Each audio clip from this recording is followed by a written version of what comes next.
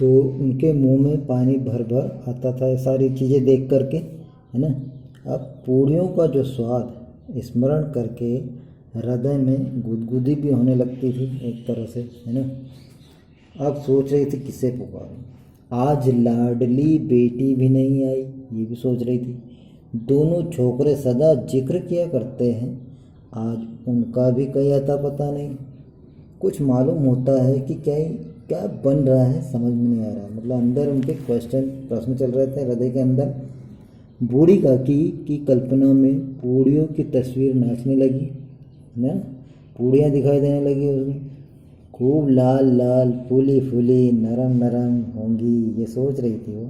अब रूपा ने भली भांति मोयन दिया होगा ना, आपको पता है ये मोयन डालते हैं, है ना, पूड़ियों में। कचौरियों में अजवाइन और इलायची की महक आ रही होगी। एक पूड़ी मिलती तो ज़रा हाथ में लेकर देखती, है ना। क्यों न चलकर कढ़ा के सामने बैठ, ऐसा मन हुआ होगा। खाने की बड़ी शौकीन थी बूढ़ी का। पूड़ियाँ छन छन कर तैरती होगी, कढ़ा से नरम नरम प्रकार नरम नरम निकाल कर थाल में रखी जाती होगी, ये भी सोच रही थी। अब जब थाल में रखी होगी तो फूल हम घर में भी सूंघ सकते हैं, ये तो हम जानते हैं, परंतु वाटिका में कुछ और बात होती है, ये सोच रही थी कि भैया फूल जो है हम तो घर में सुगंध ले, लेकिन वाटिका में बगीचे में जाने में कुछ अलग ही आनंद आता है।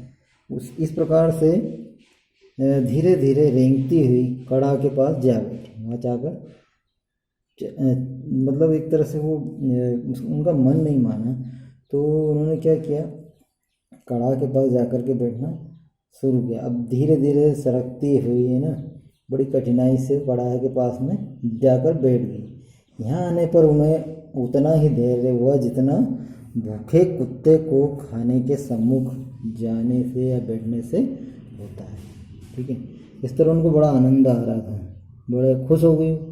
रूपा उस समय कार्यभार से उद्विग्न हो रही थी, मतलब कार्य संभाल रही थी, उसका कोई ध्यान नहीं था इधर। कभी इस कोठे में जाती, कभी उस कोठे में। कौन? रूपा। कभी कढ़ा के पास आती, कभी भंडार में जाती। किसी ने बाहर से आकर कहा, महाराज ठंडाई मांग रहे हैं, ठंडाई देने लगी। इतने में फिर किसी ने आकर कहा, भाट आया है, उसे कुछ दे दो। भाट के लिए सीधा निकाल रही थी, सीधा मतलब भाट को सीधा खाना ही दिया जाता है, आटा चावल दाल ये सब, है ना। कि एक तीसरे आदमी ने फिर से आवाज़ लगाई, है ना, आकर पूछा, अभी भोजन तैयार होने में कितना विलंब है, जरा ढोल मजीरा उतार दो। बेचारी अकेली स्त्री दौड़ती, है ना, दौड़ती व्याकुल हो रही थी, झुंझलाती थी, कूदती थी, परंतु क्रोध प्रकट करने का अवसर न पाती थी। भय होता कहीं पड़ोसी ने जो हैं यह न कहने लगे कि इतने में ही उछल पड़ी। प्यास से स्वयं उसका कंठ सूख रहा था, गर्मी के मारे फूकी जाती ना। अब परंतु इतना अवकाश भी नहीं मिला उसे कि जरा सा पानी पी ले अथवा पंखा लेकर झेले, मतलब हवा ले ले। वह भी खटका था कि ज़रा आँख हटी और चीज़ों की लूट मच। मतलब उसको बड़ा डर भी था कि अगर मैं इधर उधर हुई तो कई सामान इधर उधर लोग हमारे जो साथ आते हैं ना, वो लूट न मचा ले, लूट कर न ले जाए। इस अवस्था में उसने बूढ़ी काकी को कढ़ा के पास बैठी देखा तो जल गई ना।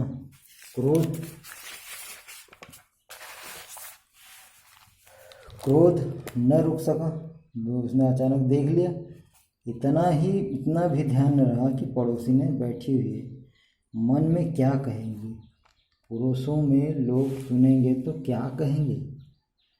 जिस प्रकार मेंढक केंचुए पर झपटता है, उसी प्रकार वह बूढ़ी काकी पर झपटी और उन्हें दोनों हाथों से झिंझोड़ कर बोली, ऐसे पेट में आग लगे, पेट है या भाड़, कोठरी में बैठते क्या दम घुटता है तुम्हारा। अभी मेहमान ने नहीं खाया, मेहमानों ने, किसी ने खाना खाया नहीं था, अभी मेहमानों ने नहीं खाया, भगवान का भोग नहीं लगा, तब तक धैर्य न हो सका, आकर छाती पर सवार हो गई। जल जाए ऐसी जीभ, दिन रात खाती न होती, तो न जाने किसकी हांडी में मुँह डालती। गांव देखेगा तो कहेगा बूढ़ियाँ भरपेट खाने को नहीं पाती, तभी तो इस तरह मुँह बाएं